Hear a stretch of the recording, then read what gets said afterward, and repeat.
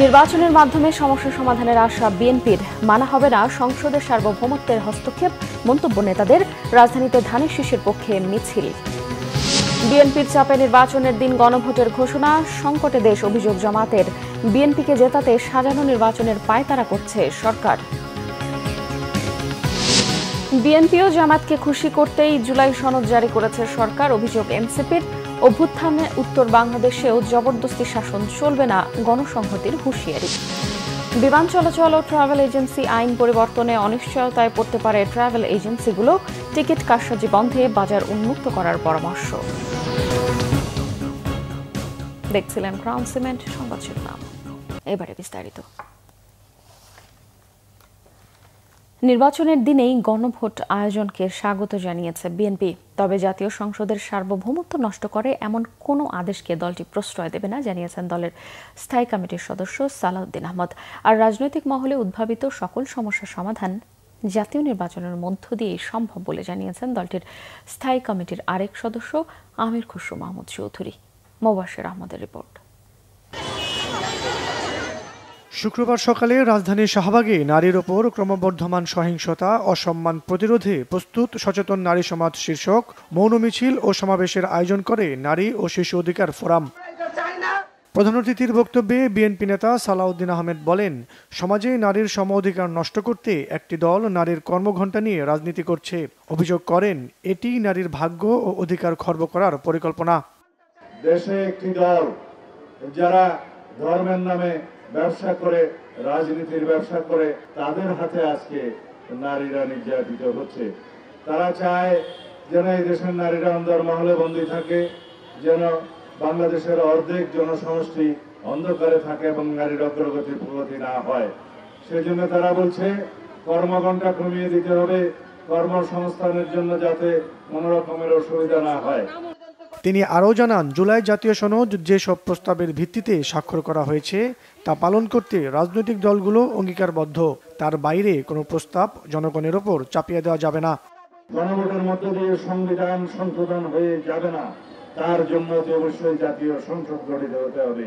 বাংলাদেশে সেই জাতীয় সংসদের সার্বভৌমত্ব যাতে ক্ষুণ্ণ না হয়, সেজন্য আমরা কোনো আরোপিত আইন দিয়ে, আদেশ দিয়ে, যে কোনো রকমের জবরদস্তিমূলক প্রস্তাব দিয়ে জাতীয় সংসদের সার্বভৌমত্বকে আমরা হস্তক্ষেপ করাতে দিতে চাই না। এদিকে জুলাই সনদ সহ রাজনৈতিক মহলে উদ্ভূত সকল সমস্যার সমাধান নির্বাচনের মধ্য দিয়েই সম্ভব বলে মনে করেন বিএনপির স্থায়ী কমিটির সদস্য আমির খসরু মাহমুদ চৌধুরী। সাংবিধানিক বলেন, অর্থনৈতিক বলেন, সব সমাধান আছে, শুধুমাত্র নির্বাচিত প্রতিনিধিদের মাধ্যমে, নির্বাচিত সরকারের মাধ্যমে। এর বাইরে কোন সরকারের পক্ষে জনগণের মনের কথাও বুঝবে না, জনগণের চাহিদাও বুঝবে না। সুতরাং একটি নির্বাচিত সরকার আসলে যে সমস্ত সমস্যা পুঞ্জীভূত হয়েছে ইতিমধ্যে, যেগুলো আপনারাও যা জিজ্ঞেস করেছেন, এগুলোর সমাধান একমাত্র নির্বাচিত সরকার সংসদের মাধ্যমে করতে হবে। এর বাইরে করার কোনো সুযোগ নেই। দুপুরে চট্টগ্রামের একটি হোটেলে আয়োজিত এমভিটি সামিটের উদ্বোধন শেষে সাংবাদিকদের প্রশ্নের জবাবে একথা বলেন তিনি। মোবাশ্বের আহমেদ, বাংলা ভিশন, ঢাকা। অপরাধ ও মাদকমুক্ত সমাজ গড়ার প্রত্যয়ে আনুষ্ঠানিকভাবে নির্বাচনী প্রচারণা শুরু করেছেন ঢাকা ৬ আসনের বিএনপির মনোনীত প্রার্থী ইশরাক হোসেন। শুক্রবার দুপুরে নির্বাচনী মিছিল পূর্ব বক্তব্যে তিনি বলেন, জাতীয় সমস্যা প্রাধান্য না দেয়াতেই পতিত স্বৈরাচার দেশকে অস্থিতিশীল করার চেষ্টা করেছে। জাহাঙ্গীর আলমের ক্যামেরায় বিস্তারিত জানাচ্ছেন মামুন আব্দুল্লাহ। দুচোখের দৃষ্টি যতদূর যায় ততদূর একই আওয়াজ, ধানের শীষ এবং ইশরাক হোসেন। গণমানুষের জোয়ার ঢাকা ৬ আসনের। দলীয় মনোনয়নের আনুষ্ঠানিক প্রচারণা এটি প্রথম। শুক্রবার দুপুরে গোপীবাগ থেকে শুরু হয় নির্বাচনী এ মিছিল। যেই মিছিলে অংশ নেন ছোট শিশু থেকে আবাল বৃদ্ধ বনিতা। সবার একটাই প্রত্যাশা, বিপুল জনসমর্থন নিয়ে বিজয়ী হবেন গণমানুষের নেতা ইশরাক হোসেন। বিগত ১৭ বছর ভোট দিতে পারে নাই, ইনশাল্লাহ আগামী ফেব্রুয়ারি মাসে জনতার মেয়র ইঞ্জিনিয়ার ইশাক ভাইকে বিপুল ভোটে জয়লাভ করবে জনতার মেয়র ইঞ্জিনিয়ার ইশাক ভাইকে। উনি সবসময় ছিলেন আমাদের সুখে দুঃখে, সবসময় ওনাকে পাই এবং ওনার যে আমলনামা সেটা আমাদের উজ্জীবিত করেছে, অনুপ্রাণিত করেছে। জনমানুষের নেতা হিসাবে এখানে পরিচিত হয়েছে, জনগণ তাকে বিপদ আপদে কাছে পায়। মিছিলে অংশ নেয়া তরুণ ও নারীদের প্রত্যাশা একটু বেশিই। বলছেন, নারীদের নিরাপত্তা এবং নিরাপদ নগরী গড়তে স্বৈরাচার শেখ হাসিনার চোখে চোখ রেখে কথা বলা নেতা ইশরাকেই বিশ্বাস তাদের। ইশরাক ভাই আমাদের তরুণদের প্রথম যারা ভোট দিবে, ঠিক আছে, তাদের হচ্ছে প্রথম চয়েস হচ্ছে ইশরাক ভাই, কারণ তাদের সমবয়সী হচ্ছে সেই ইশরাক ভাই। আমি মনে করি যে ইঞ্জিনিয়ার ইশরাক হোসেন 28 না 30,000 ভোটের ব্যবধানে ইনশাআল্লাহ জুন 4 থেকে পাস করবে। এর আগে মিছিল পূর্ববর্তী সংক্ষিপ্ত বক্তব্যে ইশরাক হোসেন বলেন, জাতীয় সমস্যা সমাধান না করে ব্যক্তিগত সমস্যাকে প্রাধান্য দেয় পতিত স্বৈরাচার দেশকে অস্থিতিশীল করার আবারও চেষ্টা করছে। আগামী ফেব্রুয়ারি মাসে বাংলাদেশের জনগণই নির্ধারণ করবে যে আগামী দিনে কারা রাষ্ট্র পরিচালনার যোগ্যতা বিগত 17 বছরে আন্দোলন সংগ্রাম করে অর্জন করেছে। আমরা যখন আন্দোলন করেছি তাদেরকে আমরা সব সময় সেখানে পাই না। নির্বাচিত হলে অপরাধমুক্ত সমাজ গড়া সহ 3 দফা কাজ অগ্রাধিকার দেবেন বলেও নাগরিকদের প্রতিশ্রুতি দেন ইশরাক হোসেন। জুলাই সনদের মাধ্যমে বিগত বছরে যারা আন্দোলন সংগ্রামের অগ্রভাগে ছিল তাদের যাতে ভবিষ্যতে একটা সুরক্ষা তারা পায়, সেটার জন্য যদি প্রয়োজনীয় কোনো আইন তৈরি করতে হয় সেটাও সেই সংসদে উত্থাপিত করা হবে। ক্ষমতার জন্য লড়াই করছি না আমরা, সেইটা আপনাদেরকে আশ্বস্ত করতে চাই। আমরা কোনো অপরাধীদেরকে আমরা প্রশ্রয় দেব না। সকল চাঁদাবাজ এবং বিতর্কিত ব্যক্তি যারা রয়েছেন আগামী দিনে তাদেরকে দল থেকে বের করে দেওয়ার সিদ্ধান্ত ইতিমধ্যে নেওয়া হয়েছে। মিছিলটি গোপীবাগ থেকে শুরু হয়ে দয়াগঞ্জ, ধূপখোলা, কাঠেরপুল, সূত্রাপুর, লক্ষ্মীবাজার, টিপু সুলতান রোড হয়ে জয়কালী মন্দিরে গিয়ে শেষ হয়। মামুন আব্দুল্লাহ, বাংলা ভিশন, ঢাকা।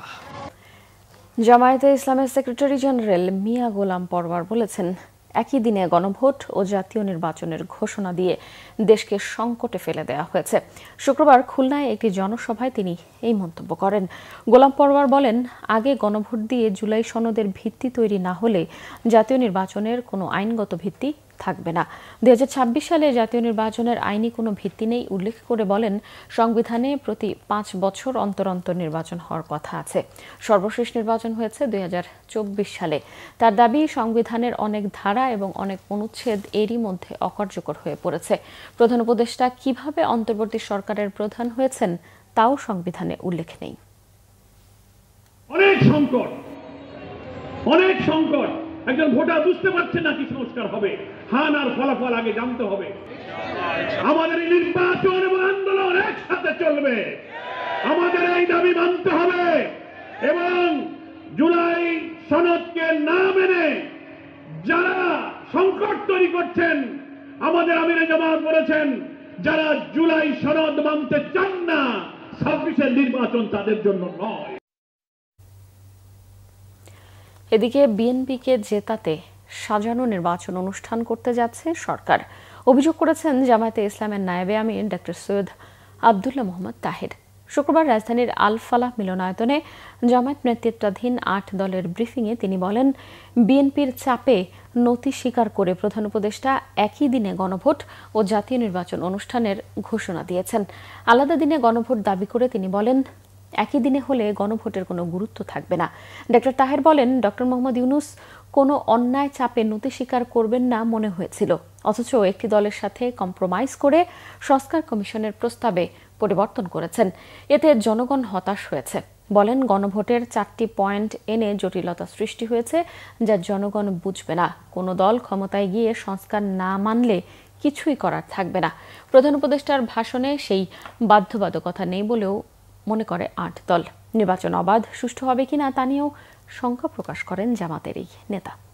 সংস্কারের যে ইস্যুটি আছে হানা, সেটি সেদিন গুরুত্বহীন হয়ে যাবে। প্রত্যেকটি দল তার স্বমার্কায় নিজ দলের পক্ষে জনমত ভোট পাওয়ার জন্যই সেদিন তার সম্পূর্ণ মনোযোগী হবে। এটা একটা ফাঁদ আমরা মনে করি এবং আনফর্চুনেটলি এই সরকার বুঝি হোক না বুঝি হোক, ইচ্ছাকৃতভাবে হোক অথবা ষড়যন্ত্রের শিকার হয়ে হোক, তারা একটি দলের সে ফাঁদে পা দিয়েছে এবং সংস্কারকে প্রায় গুরুত্বহীন করে ফেলেছে। এই সরকার একটি দলকে ক্ষমতা আনার জন্যে জেনেতন একটি নির্বাচন আয়োজনের জন্যেই তাদের প্রচেষ্টা আছে বলে আমরা মনে করি। আজকের প্রধান উপদেষ্টাকে নানাভাবে বিভ্রান্ত করছে 3 জন উপদেষ্টা। জুলাই সনদ বাস্তবায়ন আদেশে যে অস্পষ্টতা রয়েছে তা দূর হলেই সনদে স্বাক্ষর করবে জাতীয় নাগরিক পার্টি এনসিপি, বলেছেন দলের সদস্য সচিব আখতার হোসেন। জুলাই সনদ বাস্তবায়ন আদেশ নিয়ে প্রধান উপদেষ্টার ভাষণের প্রতিক্রিয়া জানাতে শুক্রবার এনসিপির কার্যালয়ে এক সংবাদ সম্মেলনে তিনি এসব কথা বলেন। এ সময় দলটির মুখ্য সমন্বয়কারী নাসির উদ্দিন পাটোয়ারি বলেন, সনদে রাষ্ট্রপতির স্বাক্ষরের মাধ্যমেই জুলাই সনদকে অপবিত্র করা হয়েছে। সদস্য সচিব আখতার হোসেন বলেন, জুলাই সনদ বাস্তবায়ন আদেশকে ইতিবাচক হিসেবে দেখলেও আদেশে অনেক বিষয়ই অস্পষ্ট থাকায় সেগুলোর ব্যাখ্যা চায় এনসিপি। তিনি দাবি করেন, জনগণকে পাশ কাটিয়ে বিএনপি ও জামায়াতকে খুশি করতেই জুলাই সনদের আদেশ জারি করেছে সরকার। সনদ বাস্তবায়নের যে আদেশ জারি করা হয়েছে, এই আদেশের ব্যাখ্যা ক্ষমতাবানরা তাদের মতো করে করতে পারেন, তেমন একটা অবস্থায় তেমন একটা ভাষ্যে জুলাই সনদ বাস্তবায়ন আদেশ জারি করা হয়েছে। এই সমস্ত বিষয় পর্যালোচনা করে আমরা সরকারের কাছে দাবি জানাই যে সরকার অবিলম্বে জুলাই সনদ বাস্তবায়ন আদেশের সঠিক ব্যাখ্যা প্রদান করবে এবং একই সাথে যে বিষয়গুলোতে জুলাই সনদ বাস্তবায়নের ক্ষেত্রে অস্পষ্টতা রয়েছে সেই অস্পষ্টতাগুলো দূরীকরণ করবে এবং এর মধ্য দিয়ে জুলাই সনদের কে নিয়ে যে সংকটের তৈরি হয়েছে সেই সংকট নিরসনে সরকার উদ্যোগ গ্রহণ করবে। আমরা মনে করি বাংলাদেশে দ্রুতগতিতে ইলেকশন হওয়া প্রয়োজন, কিন্তু সরকার যেই পথে এগোচ্ছে সংকট আরো ঘনীভূত করছে এবং গণভোট নির্বাচন কিভাবে সরকার পালন করবে, বাংলাদেশে আয়োজন করবে, এটার এখন আমরা রোডম্যাপ পাইনি।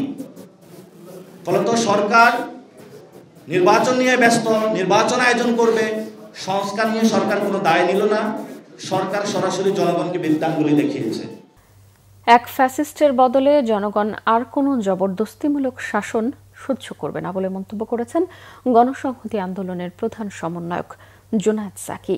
রাজনৈতিক দল হিসেবে গণসংহতি আন্দোলনের এক দশক পূর্তি উপলক্ষে শুক্রবার রাজধানীতে মাথাল মিছিল ও সমাবেশের আয়োজন করে দলটি। মিছিল শেষে রাজধানীর শাহবাগে জাতীয় জাদুঘরের সামনে হয় সমাবেশে দলের নেতা জুনায়েদ সাকি বলেন, দেশে ফ্যাসিস্ট আমলের বিভাজনের রাজনীতির মতোই অনেকেই নানাভাবে বিভাজন তৈরি করে আবারও জবরদস্তিমূলক শাসন চাপিয়ে দেওয়ার চেষ্টা করছে, যা অভ্যুত্থান উত্তর নতুন বাংলাদেশে কেউই মেনে নেবে না।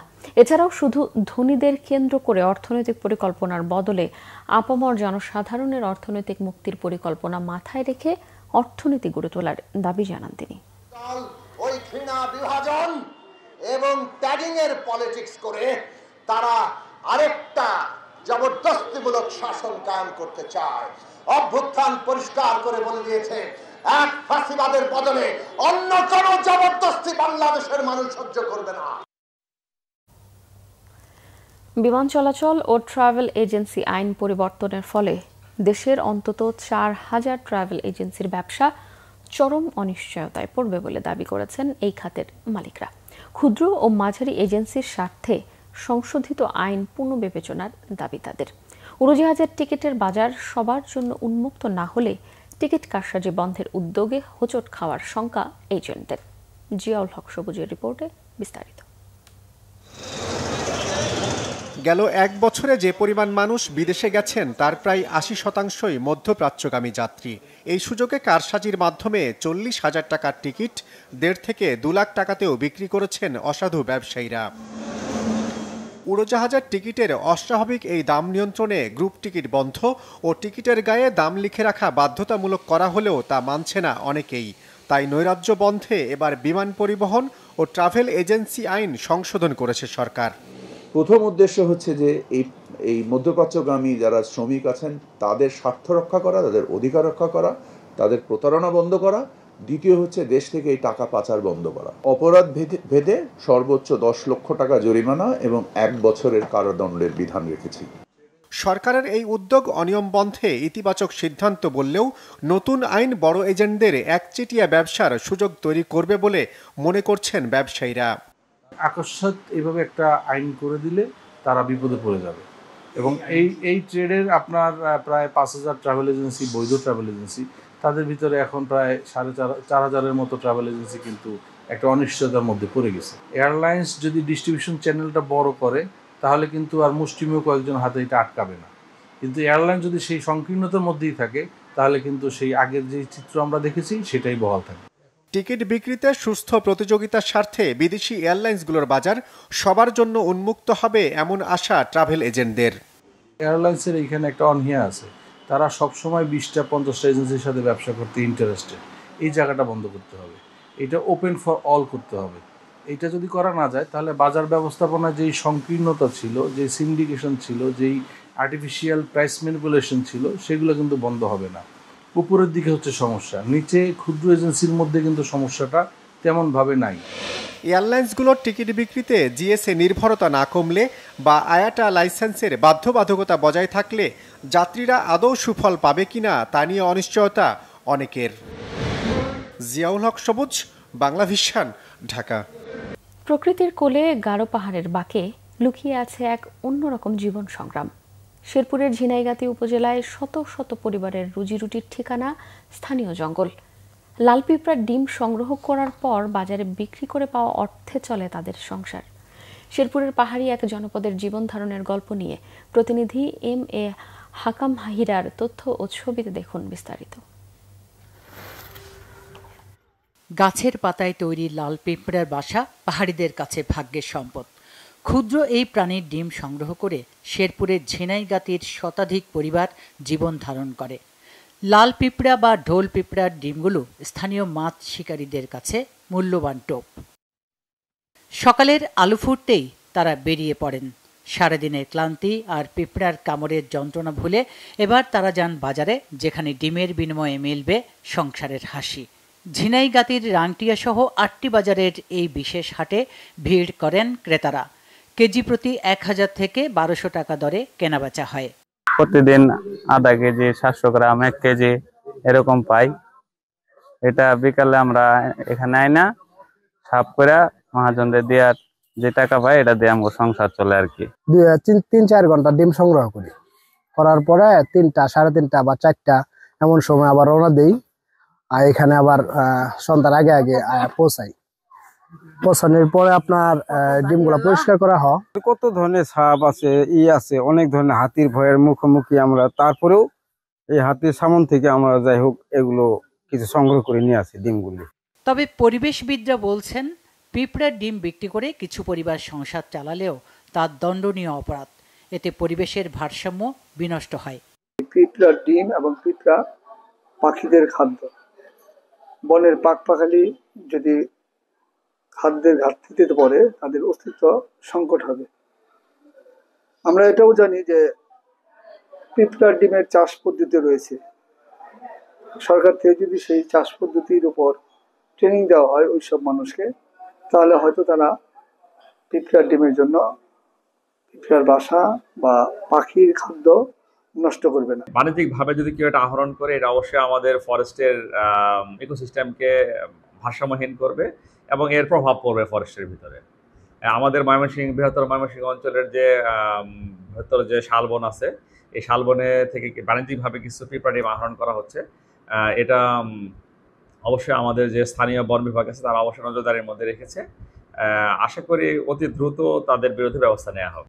আমন ধান কাটা মৌসুমের আগে 4 মাস বিকল্প কর্মসংস্থান হিসেবে এই পিঁপড়ার ডিম সংগ্রহ করা হয় জীবিকার তাগিদে। ঝুঁকিবিহীন নতুন কোনো জীবিকার পথ পেলে তারা ছেড়ে দেবেন এই পেশা, এমন আশা স্থানীয়দের। Bangla vision news desk. সংবাদ শেষ করব ক্রাউন সিমেন্ট শিরোনামগুলো আরও একবার জানি। নির্বাচনের মাধ্যমে সমস্যা সমাধানের আশা বিএনপির, মানা হবে না সংসদের সার্বভৌমত্বে হস্তক্ষেপ, মন্তব্য নেতাদের। রাজধানীতে ধানের শীষের পক্ষে মিছিল। বিএনপির চাপে নির্বাচনের দিন গণভোটের ঘোষণা, সংকটে দেশ, অভিযোগ জামাতের। বিএনপিকে জেতাতে সাজানো নির্বাচনের পায়তারা করছে সরকার। বিএনপি ও জামাতকে খুশি করতেই জুলাই সনদ জারি করেছে সরকার, অভিযোগ এনসিপির। অভ্যুত্থান উত্তর বাংলাদেশেও জবরদস্তি শাসন চলবে না, গণসংহতির হুঁশিয়ারি। বিমান চলাচল ও ট্রাভেল এজেন্সি আইন পরিবর্তনের অনিশ্চয়তায় পড়তে পারে ট্রাভেল এজেন্সিগুলো, টিকিট কারসাজি বন্ধে বাজার উন্মুক্ত করার পরামর্শ। এই ছিল এখনকার মতো। পরের সংবাদ সকাল 10টায়, এর আগে সকাল 9টায় রয়েছে নিউজ টপ 10, দেখার আমন্ত্রণ রইল। এছাড়াও বাংলা ভিশন সংবাদ ও সংবাদ সংশ্লিষ্ট অনুষ্ঠান দেখতে ভিজিট করুন www.bbnews24.com ও facebook.com/banglavishnnews এবং সাবস্ক্রাইব করুন youtube.com/বাংলাভিশন নিউজে। এতক্ষণ সঙ্গে থাকায় ধন্যবাদ সবাইকে।